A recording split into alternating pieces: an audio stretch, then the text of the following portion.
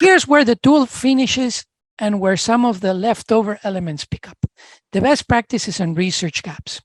So not all of the insights ended up in tool questions because, we're not even ready for some of them, right? How do we address some of these insights that popped up from this process? And so we developed best practices. Some of them that we listed, in fact, 3 of them, are best practices that are currently available. So for example, GRAS notification to FDA is recommended best practice to encourage transparency and manage risk. Safe handling directions for feed additives should be provided and easily accessible to all intended users and handlers to maintain worker safety.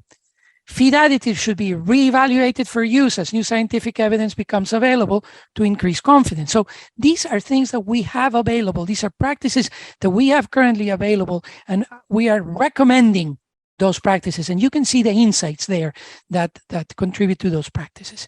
But we have a longer list of best practices that are recommended for development by dairy value chain stakeholders. So let's take a little bit of time on this.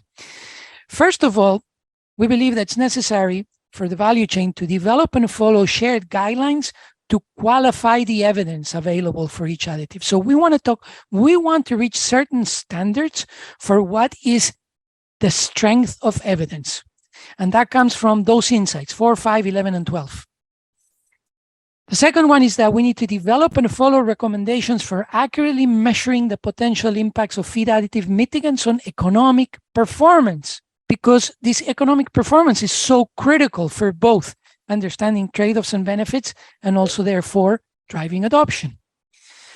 The next one is that we need to align on and develop a dynamic economic model or evaluation tool. In order to service the previous best practice, you need to actually do the numbers. Modeling and economic evaluation tools are critical for that. We need to align and create an environment for equitable environmental marketplace development. Those particular insights, 9, 11, and 12, talked about how creating these potential new revenue sources are a result of collaborative work by multiple actors. It's not just one actor that's creating the value, and therefore we need to understand how is that going to affect the marketplace development. The next one is identifying and sharing the challenges and barriers to adoption across all the subsectors. That's pretty straightforward. Like I mentioned, there are a number of barriers, and they need to be looked at. They need to be named by their name. They need to be defined. And then the final one is that we need to genuinely engage across the value chain to collaborate. And we used, the Innovation Center for US Dairy as an example, but it's just an example. There are other venues as well out there where collaboration like this could happen.